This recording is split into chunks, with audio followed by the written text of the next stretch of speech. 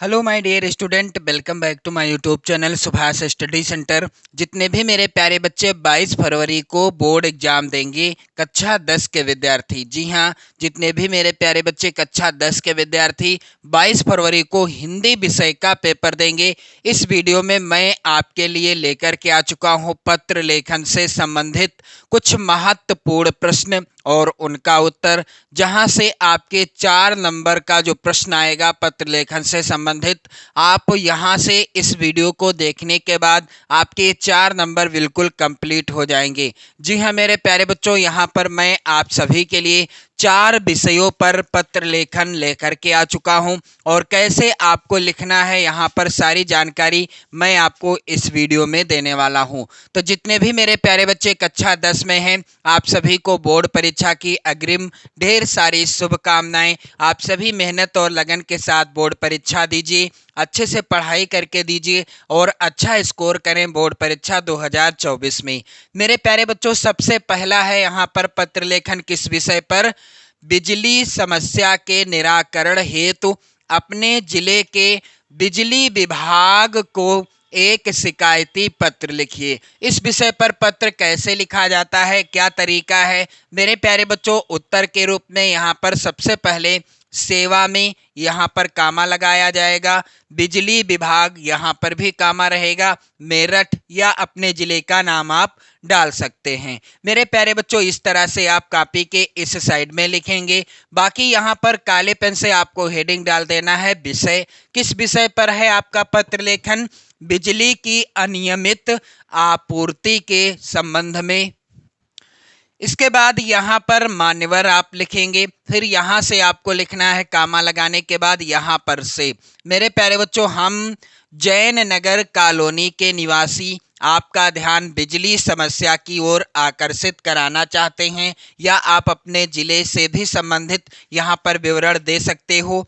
और आगे यहाँ पर पानी तथा अन्य कार्यों के लिए बिजली की सर्वाधिक आवश्यकता ग्रीष्म काल में ही होती है। सबसे ज़्यादा बिजली की आवश्यकता कब होती है? ग्रीष्म काल में, अर्थात गर्मी के मौसम में।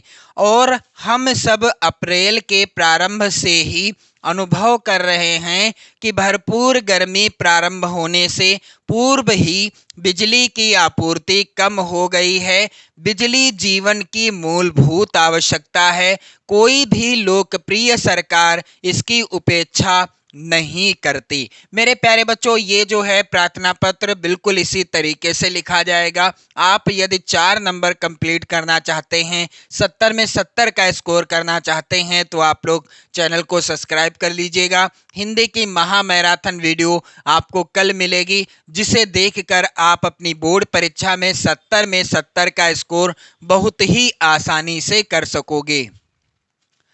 मेरे प्यारे बच्चों, इसके बाद आपको नई लाइन से लिखना है, हमारी कॉलोनी में बिजली आपूर्ति प्रारंभ और बंद होने का कोई समय भी निर्धारित नहीं है। हमारी कॉलोनी में एक प्रतिनिधि मंडल इस संबंध में बिजली आपूर्ति अधिकारी से भी मिला था और उन्होंने 1 सप्ताह में बिजली आपूर्ति बढ़ाने का वचन दिया था। खेद है कि आज 3 सप्ताह व्यतीत हो गए हैं, पर कोई कार्यवाही इस संबंध में नहीं हुई है। तो इसके बाद आपको नई लाइन का प्रयोग फिर करना है, यानी नई लाइन से आपको लिखना है, मेरे प्यारे बच्चों, इस स्थिति में आपसे हमारा निवेदन है कि कृपया हमारी समस्या की ओर ध्यान दें और इसका शीघ्र समाधान कराएं।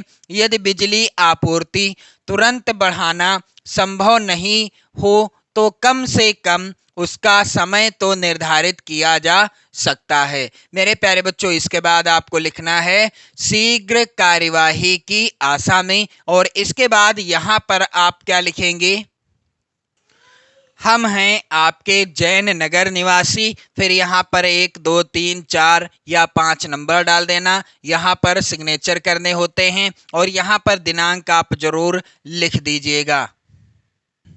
तो इस तरह से मेरे प्यारे बच्चों आपको बिजली की अनियमित आपूर्ति पर प्रार्थना पत्र लिखना है। और मेरे प्यारे बच्चों यहाँ पर बिजली समस्या से निराकरण हेतु प्रार्थना पत्र आप लिखने के बाद यहाँ पर एक और प्रार्थना पत्र यानी आपके लिए पत्र लेखन सबसे ज़्यादा इम्पोर्टेंट है। मेरे प्यारे बच्चों यहाँ पर आप देखेंगे शुल्क मुक्ति हेतु अपने विद्यालय के प्रधानाचार्य को एक प्रार्थना पत्र लिखिए। मेरे प्यारे बच्चों यहाँ पर इस तरीके से आपको लिखना होगा। उत्तर आप हेडिंग डाल देंगे, फिर सेवा में कापी के इस साइड में सेवा में लिखा जाएगा, कामा लगा दीजिएगा। श्रीयुत प्रधानाचार्य, अपने विद्यालय का नाम भी आप लिख सकते हो। यहाँ पर जवाहर पब्लिक स्कूल उदाहरण के लिए मैंने लिखा है जनकपुरी दिल्ली। मेरे प्यारे बच्चों विषय किस विषय पर प्रार्थना पत्र है, विषय का वर्णन करना भी अनिवार्य रहेगा। शुल्क मुक्ति हेतु प्रार्थना पत्र यानी फीस की माफी के लिए प्रार्थना पत्र है। मान्यवर महोदय, इस तरह से कामा आप लगा देंगे। इसके बाद आपको लिखना है सविनय निवेदन यह है कि मैं आपके विद्यालय का कक्षा 10 सेक्शन बा का विद्यार्थी हूँ। मेरे पिताजी अपने छोटे से व्यवसाय द्वारा बड़ी कठिनाई से परिवार का पालन पोषण करते हैं। कमर तोड़ महंगाई के कारण काफी कठिनाइयों का सामना भी करना पड़ रहा है और मेरे प्यारे बच्चों घर में प्रायः आवश्यक वस्तुओं का अभाव रहता है। इस तरीके से लिखेंगे आप लोग। फिर मेरे 4 भाई बहन विभिन्न स्कूलों में पढ़ रहे हैं। उनकी पढ़ाई लिखाई आदि के खर्चे का मानसिक बोझ पिताजी के सिर पर सदा रहता है। मैं अपनी कक्षा का परिश्रमी छात्र हूँ और कक्षा में सदा प्रथम स्थान प्राप्त करता रहा हूँ। खेल कूद में भी मेरी अच्छी रुचि है। मैं सीनियर ग्रुप फुटबॉल का कप्तान भी हूँ। अतः आपसे निवेदन है कि मुझे विद्यालय शुल्क से पूर्ण मुक्ति प्रदान करें, जिससे मैं अध्ययनरत रहकर अपने भविष्य को संवार सकूं। मेरे अभिभावक आपके अत्यंत आभारी रहेंगे। मेरे प्यारे बच्चों इसके बाद आप कॉपी के इस साइड में लिखेंगे आपका आज्ञाकारी शिष्य, और जो भी छात्राएं हैं यहाँ पर लिखेंगी आपकी आज्ञाकारी शिष्या, या इसी तरह से भी लिख सकते हैं। यहाँ पर सतीश शर्मा लिखा है, आपको नाम नहीं डालना, आप का खा गा इस तरह से लिख सकते हैं। और यही प्रार्थना पत्र जब इंग्लिश में लिखा जाता है तो उसमें XYZ लिखा जाता है। आपको नाम अपनी कॉपी पर कहीं पर भी नहीं डालना है। दिनांक यहाँ पर डाल दीजिएगा कक्षा 10 सेक्शन बा। मेरे प्यारे बच्चों ये भी प्रार्थना पत्र वेरी इंपॉर्टेंट है। मेरे प्यारे बच्चों ये प्रार्थना पत्र सबसे ज्यादा इंपॉर्टेंट है। एक बार आप लोग ध्यान से देख लें किस तरीके से आपको लिखना है।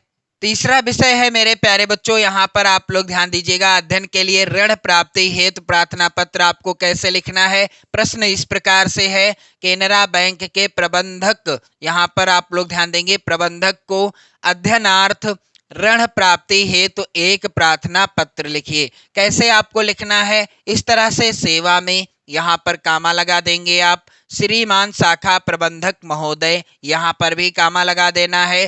केनरा बैंक, यहाँ पर कामा लगा देंगे। शहर शाखा वाराणसी। फिर विषय किस विषय पर है, अध्ययन के लिए ऋण प्राप्ति के लिए प्रार्थना पत्र है, यानी अध्ययन के लिए ऋण प्राप्ति हेतु। फिर आपको लिखना है महोदय, कैसे आपको लिखना है, कामा लगा देना है। फिर यहाँ पर आप उदाहरण स्वरूप लिख सकते हैं कि मैं विकास कुमार जैन ने चौधरी चरण सिंह विश्वविद्यालय मेरठ से BSc भौतिकी रसायन और गणित परीक्षा प्रथम श्रेणी में 70% अंकों के साथ उत्तीर्ण की है। मैंने MBA द्वितीय वर्ष पाठ्यक्रम में प्रवेश लिया है और साथ साथ प्रशासनिक सेवाओं की परीक्षा के लिए तैयारी भी करना चाहता हूँ। मेरा अध्ययन अबाध चलता रहे, इसके लिए मुझे 2 लाख रुपए की आवश्यकता है। मुझे पता चला है कि बैंक की अनेक ऋण योजनाओं में से एक योजना के अंतर्गत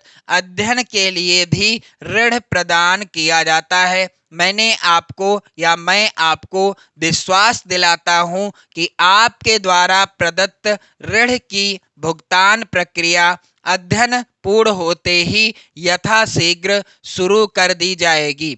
उपर्युक्त उद्देश्य हेतु आपके सक्रिय सहयोग की अपेक्षा है। धन्यवाद। और दिनांक आपको यहाँ पर डाल देना है संलग्न, यानी सभी, यहाँ पर ये काले से लिखा जाएगा, सभी उत्तीर्ण परीक्षाओं की अंक प्रतियां व प्रमाण पत्र। और यहाँ पर आपको लिख देना है भवदीय विकास कुमार जैन। यहाँ पर आप लोग उदाहरण के लिए नाम लिख सकते हैं, अपना नाम मत लिखिएगा, या आप यहाँ पर का खा गा भी लिख सकते हैं, ठठेरावाड़ा मेरठ। अगला पत्र लेखन आपको किस विषय पर तैयार करना है? आपकी बहन कस्बे से अपनी पढ़ाई पूरी कर आगे शिक्षा के लिए बड़े नगर में गई है। नगर के वातावरण में संभावित परेशानियों की चर्चा करते हुए उनसे बचने के तरीके उसे पत्र द्वारा समझाइए। मेरे प्यारे बच्चों, इस तरह से लिखा जाएगा C14 मथुरा रोड नई दिल्ली। दिनांक यहाँ पर आपको डाल देना है। फिर आगे आप इस तरह से लिख सकते हैं, प्रिय बहन मृणाल, बहुत प्यार। बहुत दिनों से तुम्हें पत्र लिखना चाह रही हूँ, परंतु व्यस्तता के कारण नहीं लिख पाई। आशा करती हूँ तुम वहाँ भली प्रकार से होंगी। हमारे लिए यह बहुत गर्व की बात है कि तुम्हें अच्छे कॉलेज में पढ़ने का सुनहरा अवसर मिला है। ईश्वर से यही कामना करती हूँ कि जीवन में तुम आगे भी उन्नति करो। यह बात कभी मत भूलना कि वहां जाने का तुम्हारा लक्ष्य क्या है। फिर नई लाइन से लिखा जाएगा, मेरे प्यारे बच्चों, मृणाल, विद्यार्थी जीवन पढ़ने लिखने के लिए होता है। यही समय होता है जब हम अपने भविष्य की नींव रखते हैं।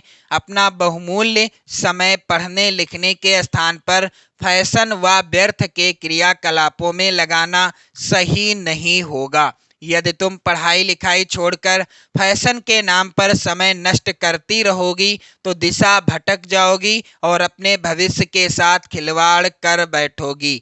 पिताजी को हमसे बहुत आशाएं हैं। हमारी शिक्षा में कोई बाधा ना आए, इसके लिए वह दिन रात परिश्रम कर रहे हैं।